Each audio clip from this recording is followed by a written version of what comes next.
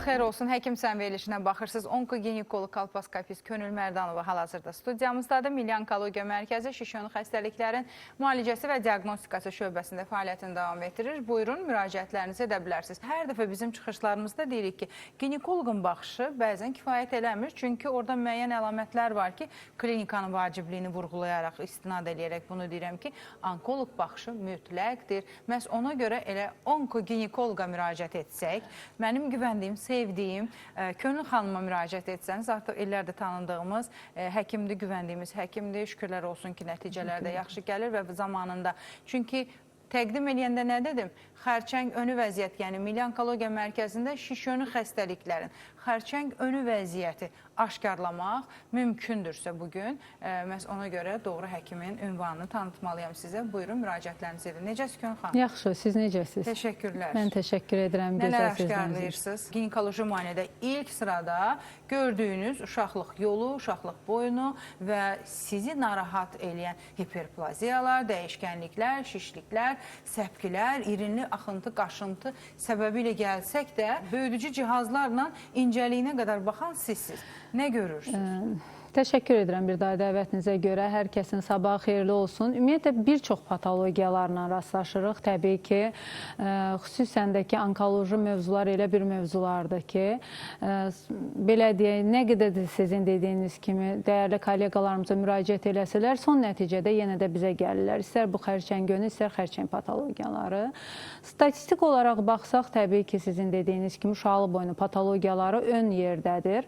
Bundan başqa uşaqlıq cisminin patologiyaları, istər xoş, istər bəd xassələr, yumurtalıq törəmələri, xarici cinsiyyət orqanlarının törəmələri, uşaqlıq yolunun törəmələri rastlaşdığımız patologiyalar içindədir. Və ilk hər zaman dediyiniz kimi müayinə başlayır ginekoloji masada müayinədən və bura yalnız uşaqlıq boynu deyil də, uşaqlıq yolu və xarici cinsiyyət orqanlarının müayinəsi də daxildir. Son zamanlar çox rast gəldiyim xarici cinsiyyət orqanlarının xərçəngi, hətta ikinci, üçüncü mərhələ və yaxud da sizin dediyiniz kimi özünə qarşı diqqətçi bir xanımsa, simptomlarını, axıntılarını fərqli görməyə başlayırsa, göynəmə görürsə, yanğı hissi görürsə, axıntıda qoxu görürsə, köpüklü bir axıntı görürsə, o zaman diqqət yetirir, həkimə gedir. Amma çox təəssüf olsun ki, diqqət yetirməyənlər də var. Xarici cinsiyyət orqanları amma elə bir orqanlardır ki, orada olan şişi görməmək, qızartını görməmək, yanğını görməmək, qaşıntını görməmək mümkünsüzdür. Niyə üçüncü mərhələdə də hələ müraciət edənlər var? Çünki pasientlərimiz öz başına müalicələri daha çox sevirlər kremlərdən, mazlardan istifadə eləməyi.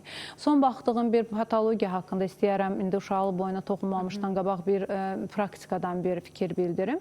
Pasient postmenopauzal dönəmdə olan bir pasient, patoloji uşaqlıq qanaxması adətdən kəsilibsə, hər bir miqdarda patoloji sayılır. Çəhrayısı da qəhvəyi rəngdə olanda, ət suyu kimi gələn qalın miqdarı və rəngi fərq eləmədən.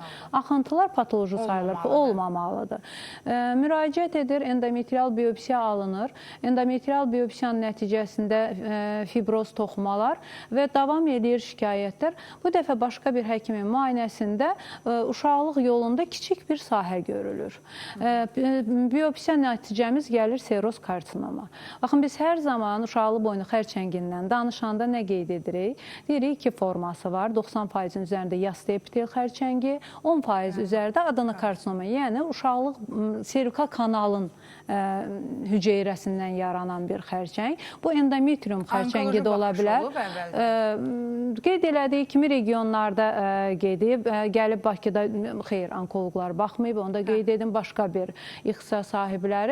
Yəni, burada çatdırmaq istədiyim nədir? Uşaqlıq yolu və xarici cinsiyyət orqanlarının da adi ginekoloji müayinədə tam müayinəsi olunmalıdır. Mənim öz praktikamda illər öncə bir pasiyentimiz profilaktik süd vəzi xərçəngi ilə kimioterapiyaya gedən bir pasiyentdə ginekoloji müayinədə uşaqlıq yolunun ön 3/1 hissəsində kiçik bir santim ölçüdə bir törəmə gördüm və onu da qeyd edim ki, kolposkopik olaraq bayaqdan siz danışırsınız mikroskoplardan uşaqlıq boynu xərçənginin adenokarsinoma prostasında, ya septik xərçəngində, metastatik xərçənglərində fərqli bir görüntüsü var. Elə. Və o görünürdü ki, metastatik bir törəmədir. Ultrason müayinəsi apardıq, endometriumun giperplaziyası, asimptomatik bir xəstə, düşünün, yeri gələndə deyərdik ki, metastaz veribsə qanamalıdır. Biopsiyalar hər ikisi endometrium xərçəngi, adenokarsinoma, uşaqlıq yoluna metastazla. Yəni, rast gəldiyimiz nə qədər də çox uşaqlıq boynu xərçəngi, uşaqlıq boynu displaziyaları, daha çox rast gəldiyimiz patologiyalar uşaqlıq boynu olmuş olsa da belə, amma ginekoloji müayinədə yaxşı olar ki, uşaqlıq yolda, xarici cinsiyyət orqanlarda və xanımlarımız onu dərk eləsin ki, yalnız uşaqlıq bizim reproduktiv orqanlarımız deyil. O pasiyentlər gəlir, problemim uşaqlıqdadır. Yəni, onlar yalnız bir orqan olaraq onu bilirlər. Amma uşaqlıq yolunun və xarici cinsiyyət orqanlarında da xəstəlik olacağını bilmirlər. Sadəcə ginekoloq baxışı kifayət edir. Ciddi yanaşmıram simptomlara. Qanaxmalar, sikl arası qanaxma, sikldan öncə kontakt qanama, kontakt ağrılar, sikldan sonra göynəmət kontaktdan sonra, göynəmələr, qaşıntılar. Əlbəttə gedirəm ginekoloq yanı, o da baxır, əlində kolposkopiya yox, hüceyrə səviyyəsində heç nə görmür, bir güzgü salaya salmaya. Məsəl üçün, bu qədər bəsit ginekoloji baxışlar var. Gəlin, razılaşaq. Razılaşıram, amma bir dənə də nüansı deyəcəm. Kolposkopiya olsa, deyirsiniz, yoxdur. Çox sevindirici halda indi bu dəqiqə çox mərkəzdə, amma kolposkopiya yenə də altını çizərək deyəcəm. Şəkil çəkmə aparatı deyil. Orada kolposkopiya, mən lüqolla rənglədim, pasiyentə baxın, sizdə rənglənməyən bir sahə var deməklə kolposkopiya bitmir. Amerika Birləşmiş Dövlətlərində bir kolposkopik həkim yetişmək üçün say olaraq müəyyən bir say baxmalısan öz kolposkopist hocanla bir yerdə. Daha sonra tək baxıb o rəyləri təsdiqləməlidir. Daha sonra sərbəst kolposkopist kimi sən formalaşmalısan. Kolposkopiyanın ümumiyyətlə onkoloji mövzularda uşaqlıq boynu xərçənginə vaxtımız çatsa deyəcək, HPV yaradırsa, yüksək riskli HPV genotipi varsa, pap smear sonucumuz normal gəlsə, kolposkopist məncə onkoloq kolposkopist olmalı və ixtisaslaşmış bir müəssisə olması lazım. Kolposkopiya olsa da bu hüceyrə səviyyəsində olan dəyişkənliyi anlamaq lazımdır. Bəli. Qadın ölümünə bugün səbəb olan uşaqlıq boynu birinci yerdə durur. Xərçəng, bəli, uşaqlıq boynu xərçəngi ilk yerdədir. Birinci yerdə durur. Dünyada da, respublikamızda da. Statistik rəqəmlər elədir. Amma xərçənglər arasında qadın ölümünə səbəb olan 4-cü yayılmadır, 35-45 yaş arası ikincidir.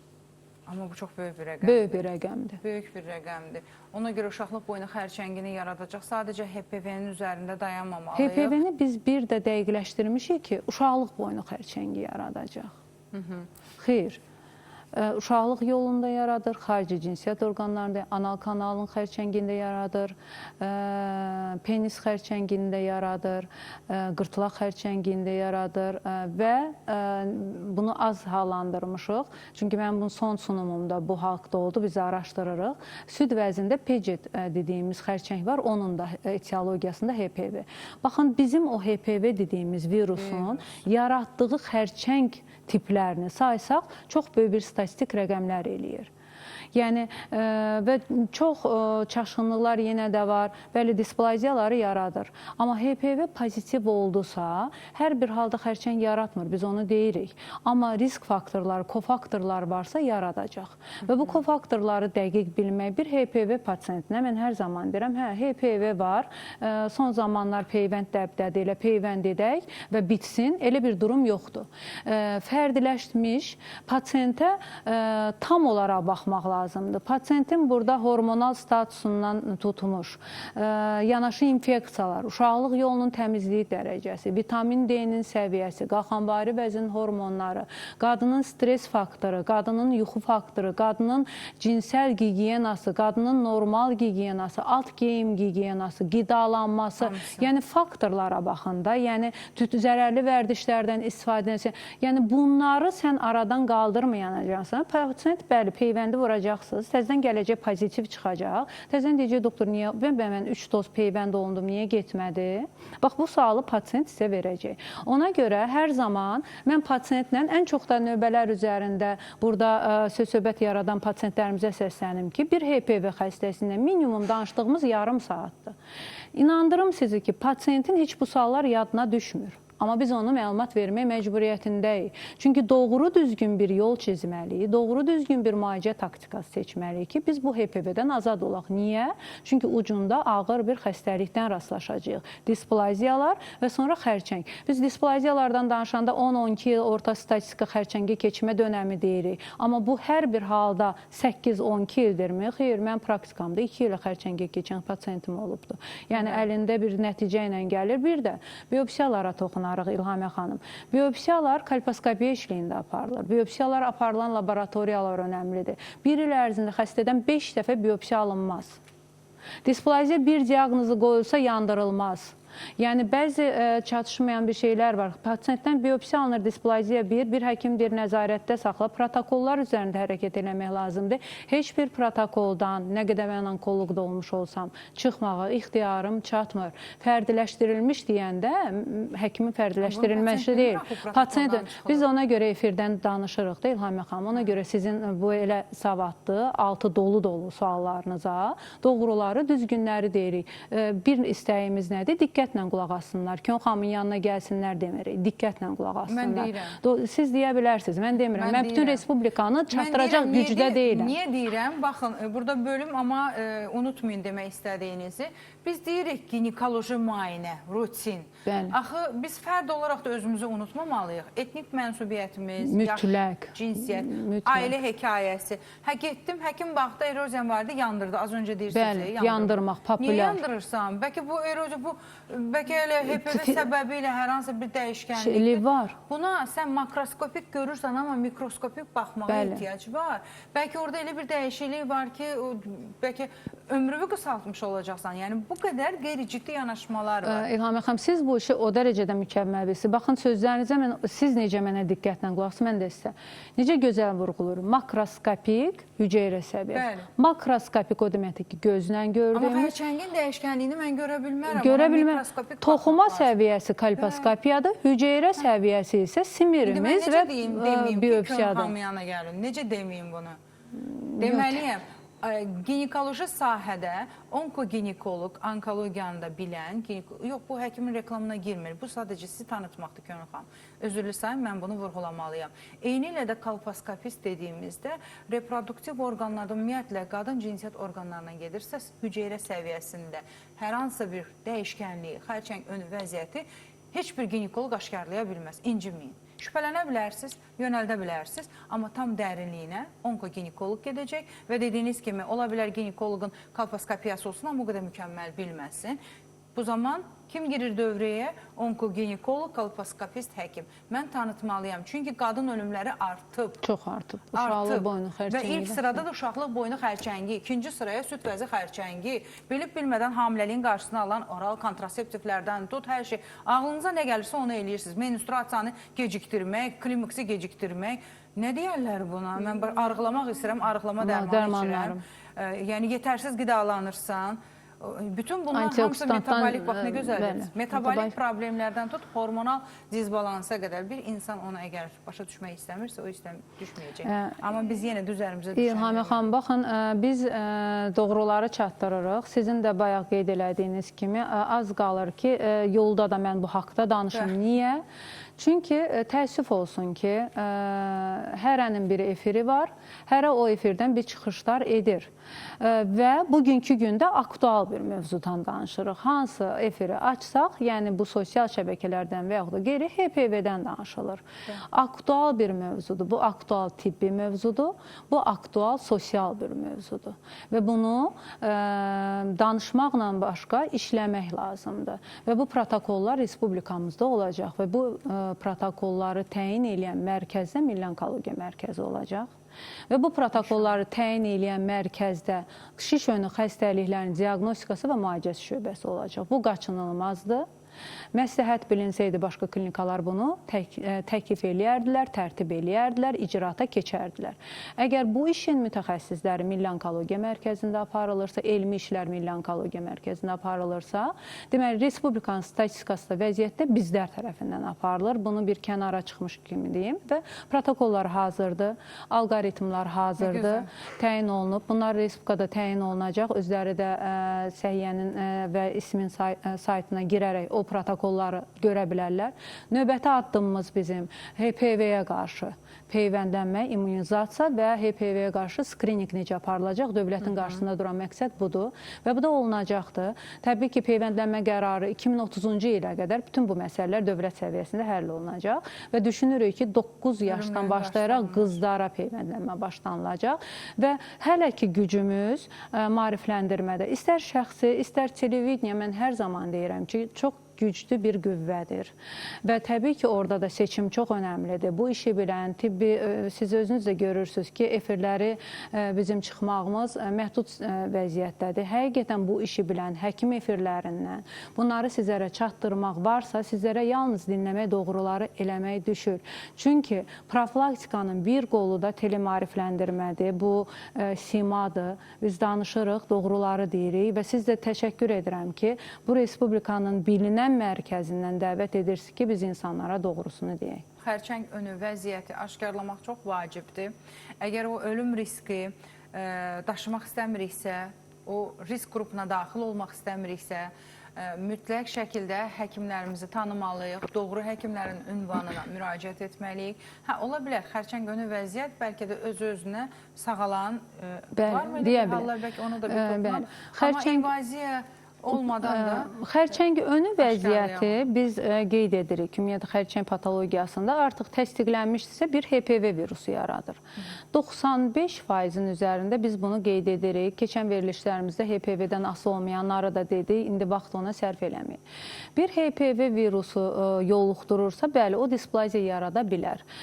Orta statistika ilə bir il yarım ərzində bədənin öz resursları tərəfindən xaric olunur. Xaric olmursa, bayaq dediyim kofaktorlar varsa, persistensiyadır, xəstəlik törədə bilir. Və gəldi bir displaziya xəstəsi ilə rastlaşırıqsa, necə olur? HPV cinsi əlaqə zamanı yoluxur, mikrotravmalardan yerləşir yaz septelin bazal qatına və o digər qatlarında xərçəng törətmir. Bazal qatında törədir. Niyə? Mitotik aktiv bir qatdan söhbət gedir. Hansı ki, DNK orada bölünür. Bölünəndə bu virusun özünün zərərli belə deyə proteinləri var. Y6, Y7. Birləşib bizim hüceyrələrimizin apoptozunu təyin edən, proliferasiyasını, belə deyək, yaşamasını təmin edən zülalları blokluyur, özünün əsarəti altına keçirdir və yaranır patoloji bir hüceyrə bazal qatlı və bu yuxarı qatlara doğru gedir. Və hansı qatı zədələməyindən asılı olaraq displaziya 1, 2, 3 formasında bölünür. Ən yüngülü displaziya 1-ci dərəcədir. Hansı ki, niyə bunları dedim sualınıza cavab vermək üçün? 60% hallarda geri dönə bilən bir prosesdir. Yəni, biz HPV-mizi müalicə ediriksə, risk faktorlarını aradan qaldırırıqsa, 2 il biz bunu nəzarətdə saxlamalıyıq. Amma müəyyən bir faktorlarda burada qeyd edim İlhamə xanım, kolposkopik görüntü çox önəmlidir. HPV-nin tipi çox önəmlidir. Simir sonucumuz burada çox önəmlidir. Hətta protokol da deyir, sən 2 il ərzində cimbir xəstəsini nəzarətdə saxlayırsansa, displaziya 1-ci dərəcə, 6 aydan bir və ildə bir dəfə götürdüyün simir sonucunda ağırlaşma varsa, HPV-nin 16-18-ci tipi pozitivdirsə, kolposkopik görüntündə ağırlaşma varsa, sən o 2 ili gözləmək ki, bu cimbir keçəcək. Dərhal müdaxilənizi icra edin. Cin 2 və Cin 3-də isə protokollar başqadır. Cin 3-də konizasiya. Sual verirlər ki, doktor, bir pasient müraciət edib, mən bayaq o söz demədim ki, 1 il ərzində 5 biopsiya olunmur. Cin 1 biopsiya təzdən yandırılır, Cin 1-dən sonra gəlir sağalmır, biopsiya olunur, Cin 3 gəlir, Cin 3-dən sonra təzdən konizasiya olunur, Cin 1 gəlir. Yəni, başqa bir labora bilmirəm nə olunur, amma ki, əlimizdə olan sənədlər biz tərəfimizdən aparılmadığı üçün. Və pasiyentin birinci soruşduğu, doktor, mən neçə dəfə konizasiya edə bilərəm? O suallarına cavab verim. Əminəm ki, bu sualı verənlər çoxdur. Uşaqlıq yox, bizim ixtiyarımız var. Uşaqlıq boyunca cavan bir xanımda, uşaqlıq boyunu yəni bitənə qədər biz konizasiya edə bilərik. Amma sizin dediyiniz məsələ niyə o vəziyyətə gətirib çatdırırıq? Haysil dediyimiz... Bəli, haysildə daha çox Cin 2, Cin 3 ilə rastlaşırıq da. Yəni, Cin 3-ün amma xərçəngə, köhnə klassifikasiyaya baxsaq, hətta Cin 3 in situ xərçəng gedirdi. İndi amma biz ayırmışıq onu ki, displaziya 1, 2, 3, in situ, daha sonra invaziv xərçəng kimi klassifikasiya gedir. Hətta son bir il bundan qabaqki bir konferansda patogistologlarla bir belə mübahisəmiz də oldu ki, onlar hətta bəzi klassifikasiyalara görə yenə də in situ xərçəng kimi cin-3-ü dəyərləndirirlər, amma dünya protokolları onu qəbul eləmir. Cin-3 cin-3-dür, ağır dərəcəli displaziya, sonra in situ gəlir, daha sonra invaziv xərçəng gəlir. Yəni mərhələnmə belə gedir. Amma yenə də təkrar etmək istərdim. Doğru şəkildə hüceyrə səviyyəsində, hüceyrənin o DNA səviyyəsində yoxlanması, individual yanaşma, haisil dediyimiz elsil, cin1, cin2, cin3, bu bəlkə də insanlara bəzilərinin də eşitməyənlər üçün yad gələ bilər qulağına, amma inandırım sizə ki, o qədər var olan dərəcəsinə görə individual yanaşmalar var ki, elsildə olunan müayinələr, müalicələr haisildə deyil. İndividualdan da başqa, İlham xanım, üzr istəyirəm sözünüzü böləm, yaşa görə də protokollar başqadır. 24-də yaşa, 30 yaşda. Əgər heç doğuş olmayıbsa, biz axı deyirik səbəblər sırasında hamiləlikdə başqadır, postmenopavzada başqadır. Yəni bunların hamısının protokolu başqadır. Yəni hər kəsə yanaşmalar da individualdır. Deyil. Bu protokollar da yazır. Biz elə yanaşmalıyıq o başqa. Erkən ailə quran xanımın ginekoloji problemi başqa. Heç ailə qurmayan xanımın ginekoloji problemi başqa. Burada uşaqlıq boyunu xərçəngindən gedirsə, onun travma alması, partnyorunun olması, erkən cinsi həyatlarda daha çox olur. Və o müddətdə qarşılaşdığı infeksiyalar, infeksiyanın hüceyrəni DNA səviyyəsində... Ona da toxunaq, vaxtımız olsa infeksiyalar. Zədələməsi, buyurun.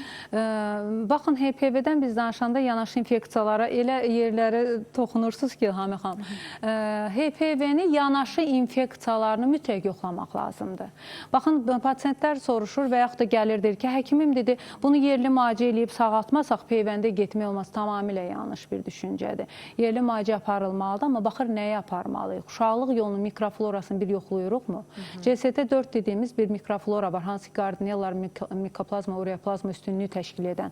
Hansı ki, məsələn, mən özüm üçün bunu araşdırıram. Müəyyən bir datalarım yığılıb, inşallah kiçik bir məqalə tez şəklində olar. Və mən mütləq HPV-ni yoxlayanda yanaşı infeksiyalarımı yoxlayıram. Yəni, və gözləmlədiyim qədərincə yanaşı infeksiyaları olanlarda daha çox persistensiya edir və bunu dünya mühit var və xərçəng törədir. Çünki o mühit bizə lazım olan laktabacilləri məhv edir. O virusun keçməyini artırır, apoptozu pozur, inhibisiyanı artırır. Ona görə biz o mühiti aradan qaldırmalıyıq. Biz sırf HPV-yə yerli müalicə eləmirik ki, eləmirik. Biz ora probiotik və prebiotik veririk. Yəni bizim laktabacillarımızı artırırıq, əskərlərimizi belə deyək və onların qidasını artırırıq. Biz ora virus əleyhinə, virus əleyhinə interferon dərmanları verin. O boyda güclü, peyvənd olan yerdə sizin... İnfeksiya varsa, heç bir şey yaramaz. Doktor, xoş oldu sizinlə görüş.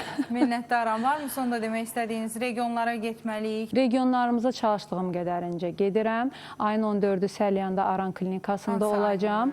Martın 14-ü, Mart ayın 14-ü Səlyanda Aran klinikasında olacağım.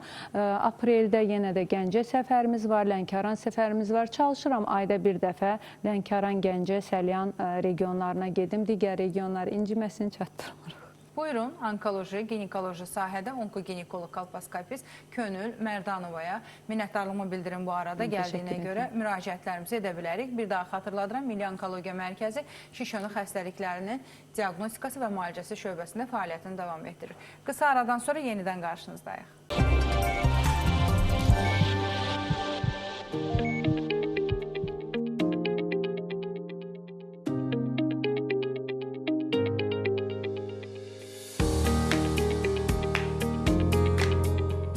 Uşaqlıq boynu xərçəngi qadın reproduktiv orqanlarının xərçəngləri arasında bütün dünyada, eyni ilə də Azərbaycanda ilk sıradadır və uşaqlıq boynu xərçənginin yaranması üçün bir qadın orqanizmində HPV virusundan yoluxması lazımdır və bunun üçün müəyyən bir müddət lazımdır. 10-15 il ərzində HPV ilə yoluxduqdan sonra risk faktorları da varsa, HPV aktiv formada uşaqlıq boynu xərçənginin patologiyasını yaradırsa, 10-15 il ərzində bir patologiya uşaqlıq boynu xərçənginə qədər irəliləyə bilər. Bu zaman müddətində çox təəssüf olsun ki, erkən mərhələlərdə heç bir simptomatika vermədiyi üçün və xanımlarımız da çoxu zaman müayinələrə getmədikləri üçün gecikmiş mərhələlərdə müraciət edir. Və Azərbaycan statistikasına baxsaq, 60%-in üzərində xanımlar 3-cü, 4-cü mərhələ uşaqlı boynu xərçəngi ilə mərkəzimizə müraciət edir. Uşaqlı boynu xərçəngindən qorunmağın əsas yolu skrininq testlərinin, HPV testinin və PAP testinin aparılmasıdır. Hər iki test, onkoloji testi, uşaqlıq boynundan adi ginekoloji müayinə zamanı kiçik fırçalarla götürülən ağrısız, heç bir əks göstərişi olmayan testlərdir. Bu testlərin nəticələri normal gəldiyi halda HPV testimizi 5 ildən bir, PAP smear testimizi 3 ildən bir təkrarlaya bilərik. Təbii ki, ginekoloji müayinə zamanı həkimin gözlə gördüyü hər hansı bir patologiya varsa, kolposkopiya müayinəsini aparmağı məsləhət bilirsə və yaxud da ki, sadaladığım testləri daha erkən müddətdə yenidən götürmək qərarı verirsə, o zaman 3 və 5 il sadaladığım tarixlər bir qədər erkən də aparıla bilər. Qeyd elədiyim kimi, uşaqlı boynu xərçəngi geniş yayılmış patologiyadır. Xanımlar arasında istər bütün dünyada, istər Azərbaycan statistikasında erkən mərhələlərdə heç bir simptomatika vermir. Qorunma üsulu isə rutin müayinələrə getmək və skrininq testlərini aparmaqdır.